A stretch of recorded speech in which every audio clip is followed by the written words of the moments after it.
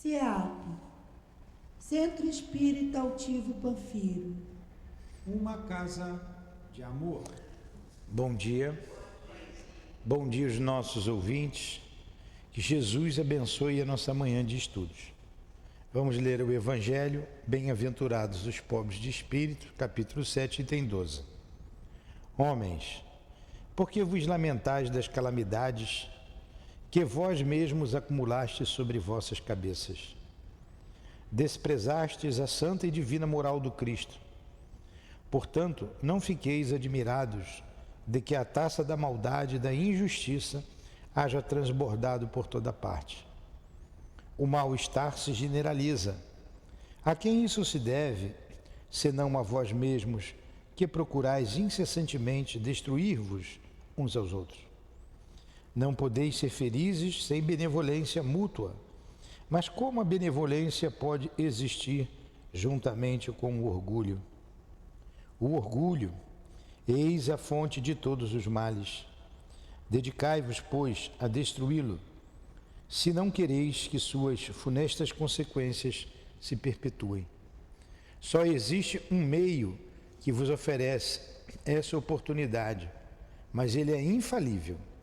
Tomai a lei do Cristo, lei que haveis repelido ou falseado na sua interpretação, como regra invariável da vossa conduta. Aqui estamos, Jesus, estudando a doutrina espírita para compreender melhor quem nós somos e a necessidade, como disse o teu mensageiro, de cumprirmos o mandamento maior, amarmos-nos uns aos outros como o Senhor nos amou. Nos inspire que o conhecimento possa engendrar essa parte moral, faça-nos enxergar a necessidade do amor ao próximo.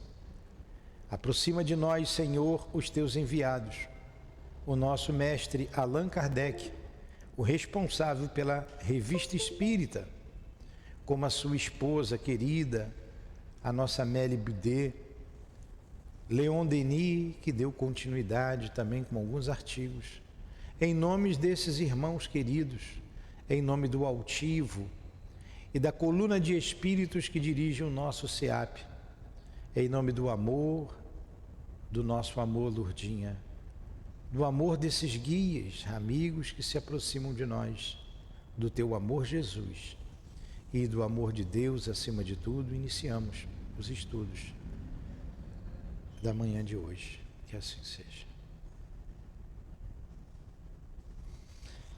Então vamos lá. Revista Espírita de 1858. Nós estamos aqui na revista número 9, né? É de setembro, estamos terminando. Setembro de 1858. Palestras de além-túmulo. Aí a conversa, né? Então vamos lá. Você já sabe, eu sempre repito, é uma revista, a revista tem um monte de artigo. O Kardec, o nosso mestre Kardec, nosso amigo, podemos chamar de amigo, porque ele é nosso amigo. Nós é que não somos amigos dele muitas vezes, né? Jesus é nosso amigo, a gente que não é amigo dele. Quando a gente deixa de amar o próximo. Então vamos lá. O Valdeci está nos ouvindo? Não é? Muito bem. Eu fui falar mal do Valdeci ontem, o Paulo Nagai desviou o assunto. Eu falei, Paulo é gente boa, tá vendo? Gosta do Valdeci, me deu uma lição. Mas não era nada demais, não. Vamos lá. Então são vários artigos. O Kardec começou no dia 1º de abril de 1858. Logo em seguida, no dia 18 de abril, foi lançado o Livro dos Espíritos, em 57. Né? Logo em seguida, não, antes. Em 57, e em 58, um ano depois, ele lançou a Revista Espírita. Os vários artigos que chegavam, as notícias que chegavam para ele. Então vamos lá. Senhora, palestra de além-túmulo, senhora, um nome aqui que eu não sei nem falar, Schwabenhaus, letargia estática. Vamos ver aqui. Segundo o Courrier, vários jornais relataram o fato que se segue e que nos pareceu fornecer matéria para um estudo interessante. Vamos lá. Diz o Courrier é alguém que leva notícia, né? Que leva alguma coisa. Antigamente a gente tinha aqui o talão de cheque e o Courrier que trazia o talão de cheque, lembra? Eu peguei um período desse aí. Mas vamos lá. Diz o Courrier, vê aí no dicionário, Courrier, o que significa? Deve ser um mensageiro, o Courrier é um mensageiro, deve ser. Quer ver? Que usam os nomes que não são nossos, né? Hã? Carteiro, mensageiro, carteiro, tá vendo? Aí eu falei, o Courrier trazia o talão de cheque. Então é um mensageiro, o carteiro. Então vamos lá, vamos falar bonito, o Courrier. O Courrier aí tem um nome aqui, isso aqui não dá nem para eu falar bonito, que uma família de Baltimore acaba de ficar vivamente emocionada por um caso singular de morte aparente. Doente desde muito tempo, a senhora Schwabenhaus, vou ler do meu jeito, Schwabenhaus, parecia ter exalado o último suspiro na noite de segunda para terça-feira. As pessoas que dela cuidavam observaram todos os sintomas da morte. O corpo ficou gelado, os membros se enrijeceram. Depois de ter prestado ao cadáver os últimos deveres, e quando tudo na câmara ardente estava preparado para o enterro, os assistentes foram repousar. Em breve, os seguiu o senhor Schwabenhaus, né, o marido da moça, esgotado de fadiga, e estava mergulhado num sono agitado, quando, cerca de 6 horas da manhã, feriu-lhe o ouvido a voz da esposa. A princípio julgou-se vítima de um sonho, mas o seu nome, repetido várias vezes, em breve não lhe deixou mais dúvida. Precipitou-se para o quarto da esposa. Aquela que havia sido deixada como morta estava sentada no leito, aparentemente gozando de todas as faculdades e mais forte do que nunca, desde o começo da doença. Estão entendendo? Tá. A senhora Schwabenhaus pediu água depois quis tomar chá e vinho. Pediu ao marido que fosse acalentar a criança que chorava no quarto vizinho. Mas ele estava muito emocionado para isto e correu a chamar as pessoas de casa. A doente acolheu sorridente os amigos e empregados que se aproximaram trêmulos do seu leito. Não pareceu surpreendida com o aparato funerário que lhe feria os olhos. Eu sei que vocês pensavam que eu estivesse morta, disse ela. Entretanto, estava apenas adormecida. Durante esse tempo, minha alma foi transportada às regiões celestes. Um anjo veio buscar-me e em poucos instantes transpusemos o espaço. Este anjo que me conduzia era a filhinha que perdemos o ano passado. Em breve irei unir-me a ela. Agora que gozei as alegrias do céu, não queria mais voltar aqui.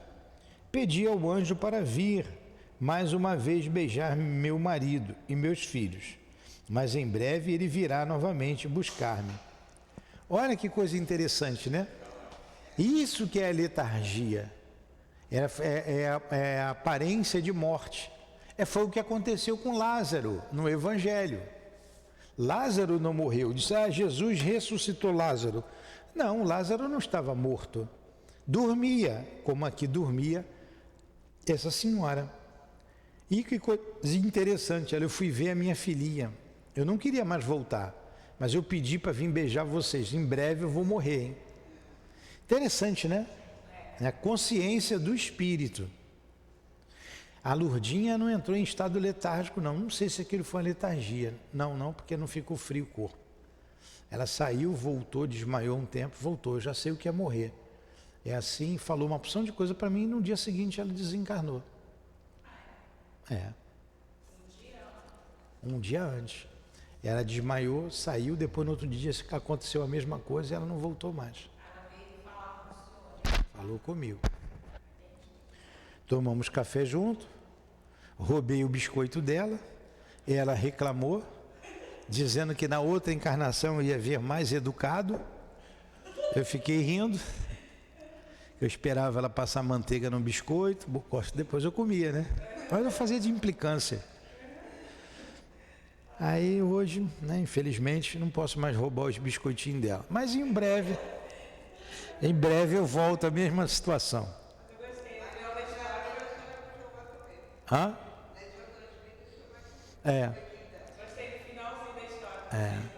Quando ela falou assim, na próxima você vem mais educado, eu falei, então você quer voltar comigo? Ela ficou rindo. Me entregou, né? Agora não sei se tem biscoitinho lá do outro lado para eu... Então vamos lá. Às 8h, depois de se haver ternamente despedido do marido, dos filhos e de uma porção de pessoas que a rodeavam, a senhora Schwabenhaus expirou realmente, conforme foi constatado pelos médicos, de maneira a não deixar mais dúvida. Esta cena comoveu vivamente a população de Baltimore.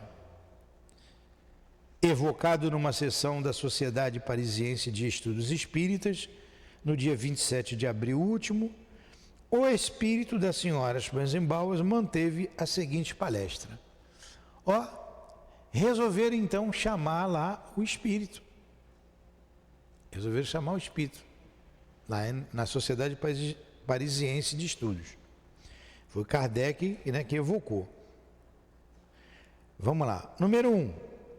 Com o fito de nos instruirmos, queremos fazer algumas perguntas relativamente à vossa morte. Ela responde: como não vos atender, se sei agora que começo a tocar as verdades eternas, que tendes tal necessidade? Ela diz, como não atender? Vou te atender, estou aqui, né? 2. Aí Kardec pergunta, lembrai-vos da circunstância particular que precedeu a vossa morte? Resposta, sim, foi aquele o mais feliz momento de minha existência terrena. Momentos que precederam a morte, porque ela voltou, se despediu do marido, dos filhos e foi embora. E deu uma certeza de que a vida continuava. A nossa filhinha está me esperando. É um lugar bonito, um anjo veio me pegar. Então ela era uma pessoa bondosa. Estava num lugar bom, né?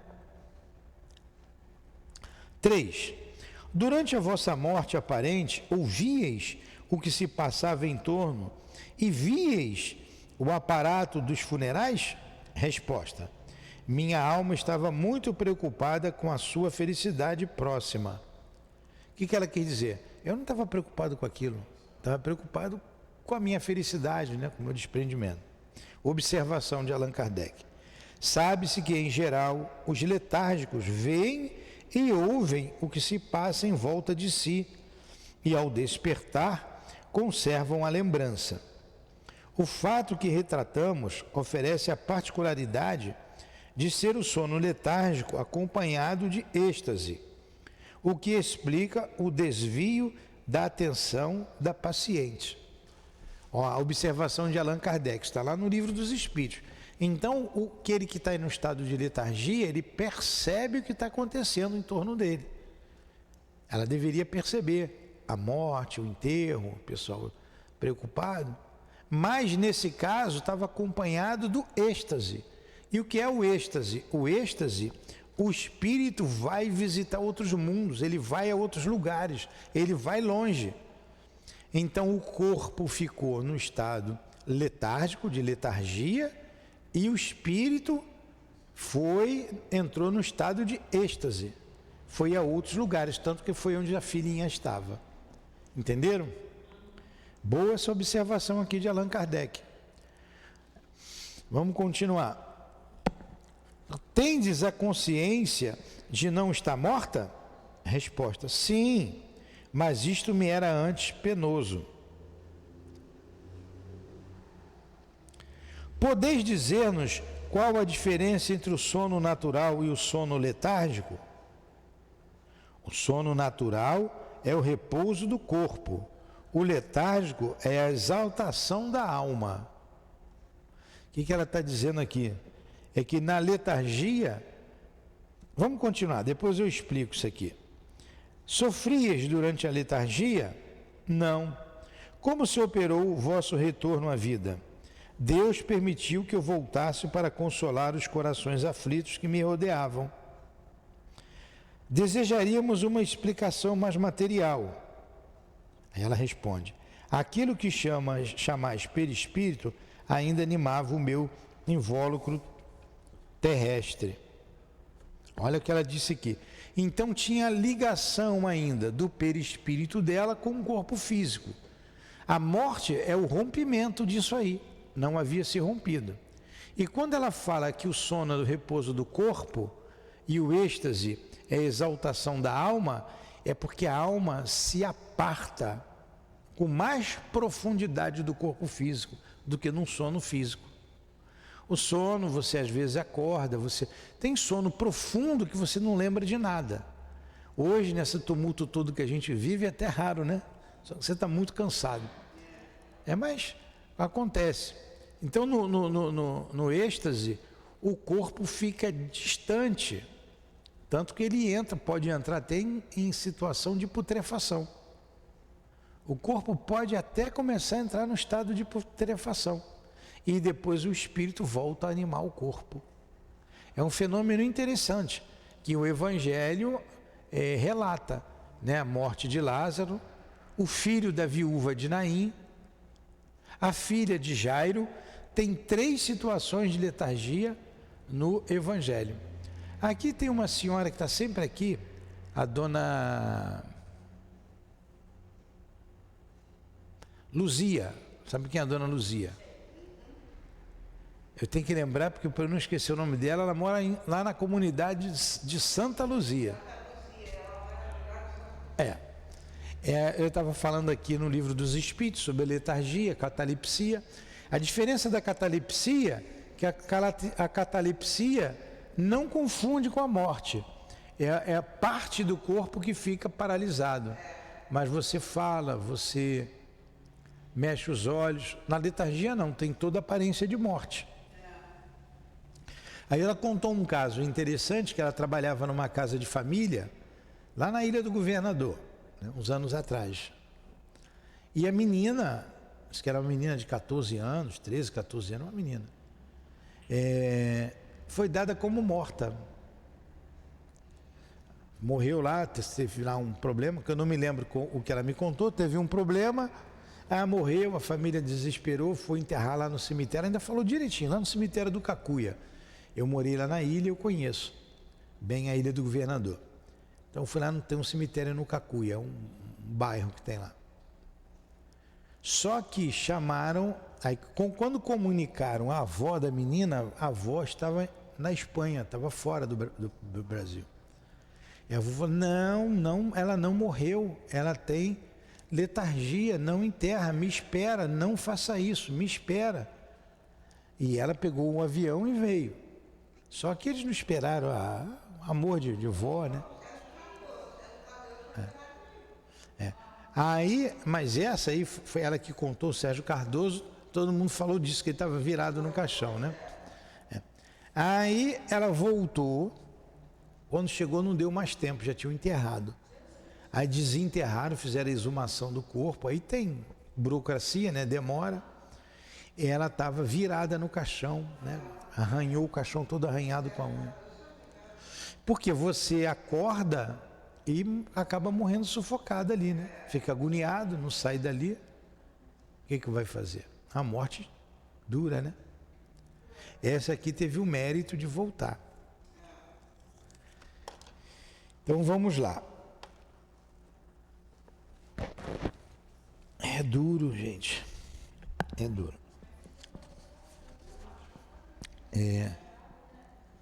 Aí tá aqui. Ela morreu, estão chamando, conversando com ela. Como é que não ficaste surpreendida quando despertastes entre o aparato para o vosso enterro? Ora, se teu espírito estava longe e você viu ali o aparato do enterro, o caixão, flor, como é que você não ficou surpreendida? Resposta: eu sabia que ia morrer. Aquilo tudo pouco importava, desde que eu havia entrevisto a felicidade dos eleitos. Ó, ela foi para um lugar tão bom que nada daquilo importava mais.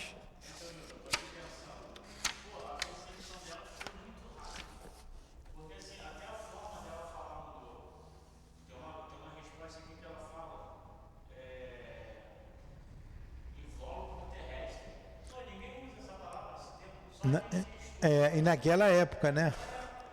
Pois é, era um espírito elevado. Um espírito elevado.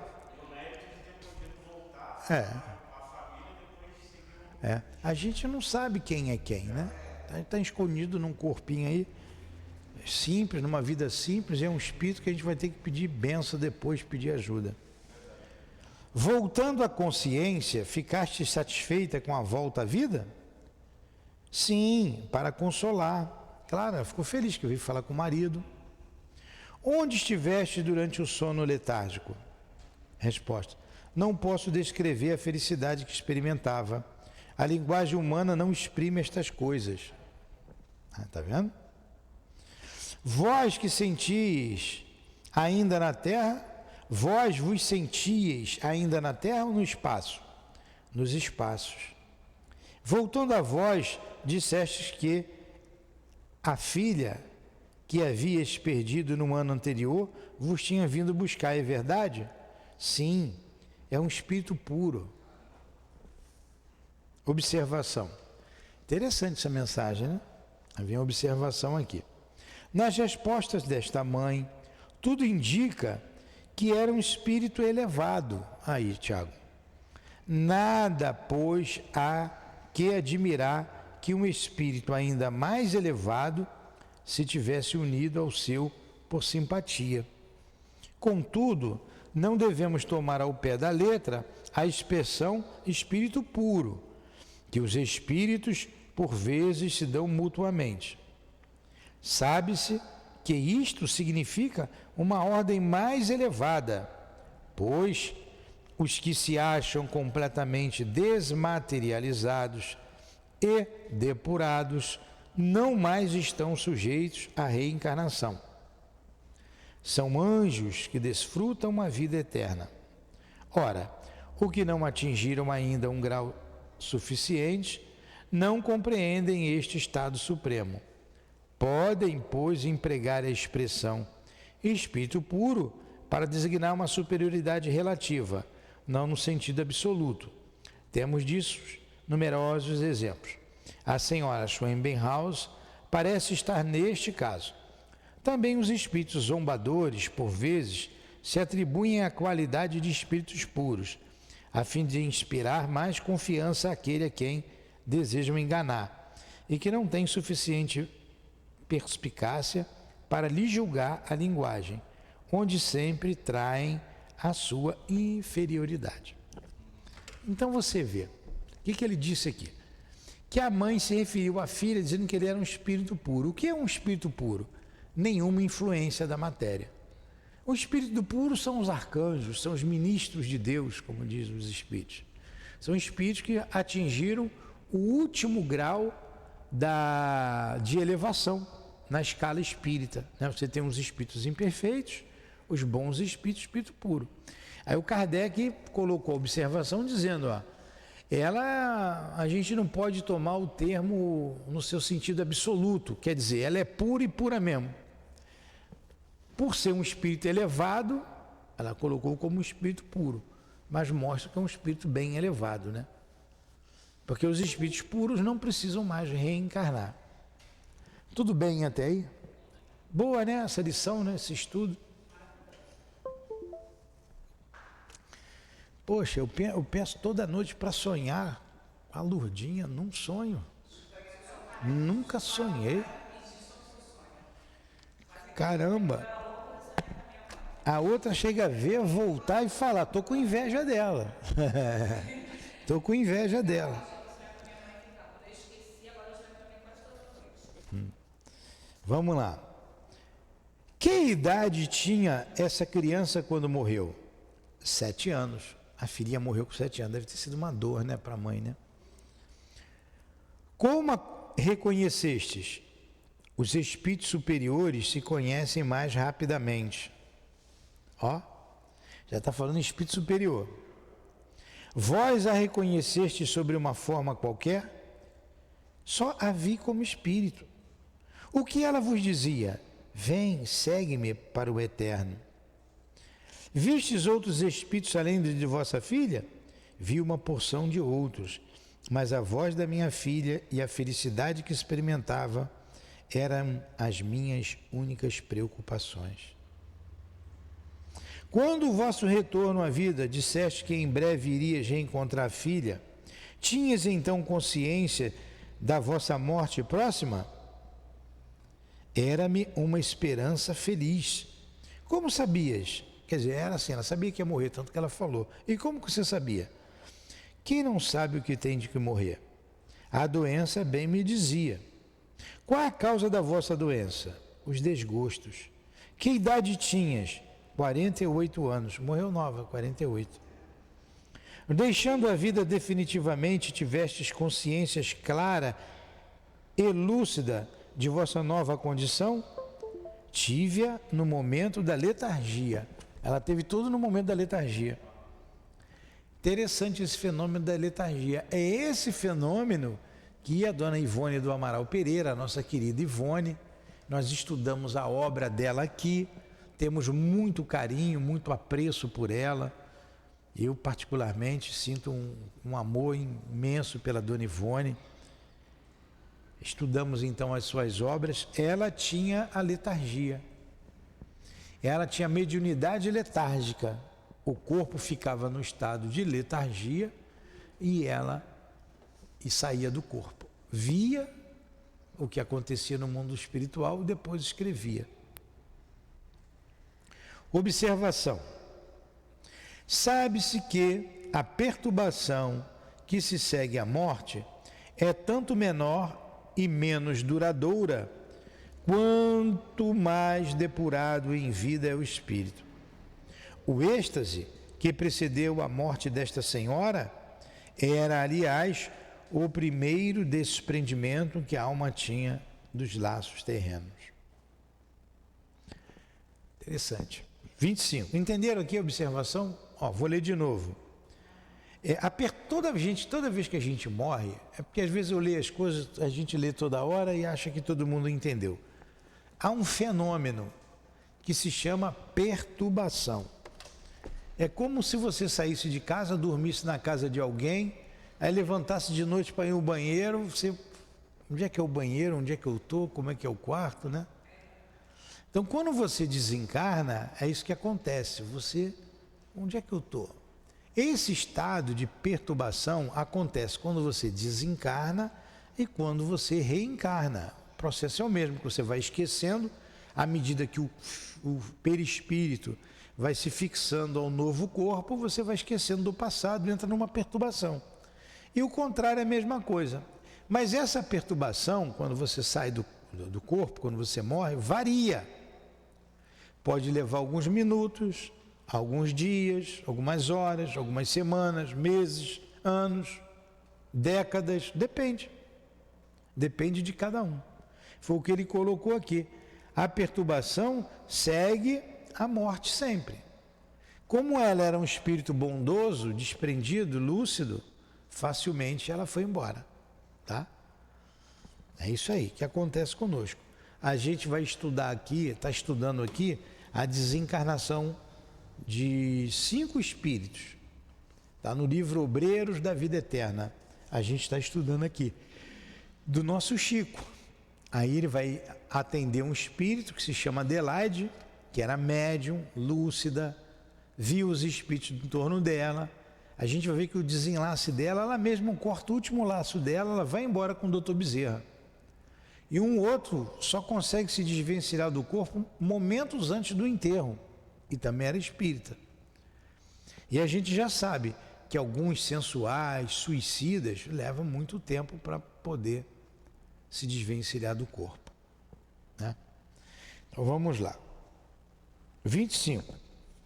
Depois da morte, reviste a vossa filha? Frequentemente estou com ela. Vós reunistes a ela por toda a eternidade?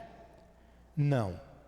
Sei, entretanto, que após minhas últimas encarnações, estarei na paz onde habitam os espíritos puros. Quer dizer, a filha era mais elevada do que ela. Ah, você vai estar sempre com ela? Não. Vou ter que voltar algumas vezes ainda. Então vossas provas não estão terminadas? Não. Entretanto, agora serão felizes. Desculpem. Então vossas provas não estão terminadas? Não. Entretanto, agora serão felizes. Não me deixam senão esperar. E a esperança é quase felicidade. Então ela é um espírito bondoso, um espírito bom, mas ainda não é um espírito puro, precisa voltar. Precisa voltar. Mas ela vê que mais algumas encarnações ela vai estar com a filha. A filha é mais elevada do que ela. Você vê lá, Maria e Jesus. Olha a envergadura de Jesus, né? Esse espírito que a gente não tem nem como definir a sua elevação, a sua grandiosidade. Mas Maria não era um espírito qualquer para receber Jesus. Agora, não era um espírito com a mesma elevação do Cristo. Não era.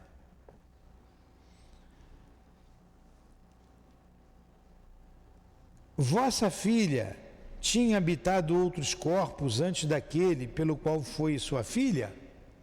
Uma pessoa de pergunta interessante, né? Ela habitou outros corpos, ela teve outras vidas? Sim, em muitos outros. Sob que forma estáis entre nós? Sob minha última forma feminina. Vós nos vedes tão distintamente quanto se estivesse viva? Sim. Desde aqui vos encontrais com a forma que tinhas na terra, é pelos olhos que nos vedes? Resposta: não. O espírito não tem olhos. Só me encontro sob minha última forma para satisfazer as leis que regem os espíritos quando evocados e obrigados a retomar aquilo a que chamais perispírito. Quer dizer, não é que o espírito não tem... O que ela quis dizer? O espírito não tem olhos. Ela está com a forma ali de olho, mas o espírito, ele tem a percepção. A percepção está no todo, está lá no livro dos espíritos, né? Sensação dos espíritos. Acho que é 222, sensação. O espírito vê. O corpo físico é como se você botasse aqui um papel, um saco de papel na cabeça e abrisse dois buracos, cortasse para você ver através dos 2 buracos. Aí você vai ver só através do buraquinho, né? Vai ainda mais restringir a sua visão. É mais ou menos isso aí. Quando você tira o corpo físico, no corpo você tem os olhos para ver. Sem o corpo, a percepção está no espírito. O espírito vê quem está atrás. Ele sabe quem está atrás, quem está lá, quem está aqui. Porque está nele a percepção e não no órgão.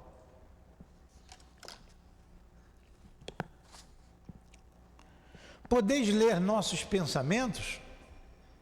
Resposta: sim, posso. Verei se vossos pensamentos são bons. Ó. Então, para os espíritos mais elevados, eles leem o nosso pensamento. O espírito sabe quem nós somos. Não precisa ser muito elevado para isso também, não. Eles leem o nosso pensamento. Não precisa ser elevado, não. Porque a linguagem está no pensamento. Quanta vergonha a gente vai passar, hein? É melhor se educar agora, hein? É melhor se educar. A gente já passa vergonha, mas não sabe, né? Passa, mas não sabe. Agora, quando morrer, se não tiver educado, vai passar vergonha feia. Porque a gente vai ver o que eles estão vendo, que a gente está pensando e sentindo.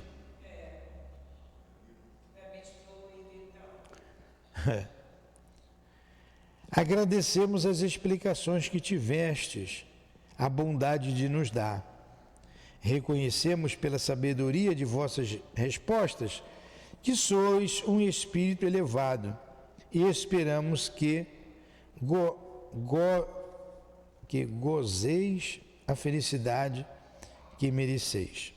Ela responde: sinto-me feliz por contribuir para a vossa obra. Morrer é uma alegria quando se pode ajudar o progresso, como posso fazê-lo. Então tá aí. Morrer é uma alegria para alguns espíritos, né? Elevado, como ela disse aqui, posso ajudar no progresso. Agora, morrer para outros pode ser uma tortura muito grande. Gostaram do estudo? Aí aprendemos a beça sobre letargia, hein?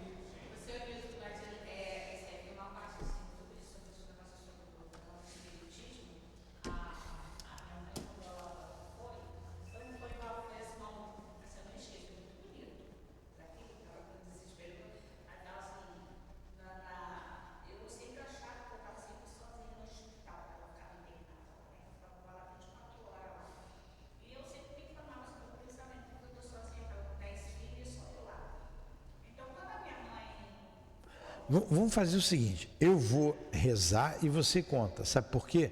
Porque você falando fica mudo aqui, quem está em casa não escuta, aí eu encerro e escuto a sua história, tá bom? Então, vamos rezar, agradecer a Allan Kardec pelos esclarecimentos, pelo seu trabalho, pelo seu amor à humanidade, agradecemos a nossa Amélie Boudet, e a todos os guias aqui presentes. A você, Lourdinha, todo o meu amor, toda a minha gratidão. Ao Altivo e a toda a equipe espiritual que se faz presente ao nosso lado, em nossa casa de amor. Em nome desses irmãos queridos, em nome do amor, do nosso amor, do teu amor, Jesus, e do amor de Deus, nosso Pai, encerramos os estudos em torno da Revista Espírita do dia de hoje. Que assim seja.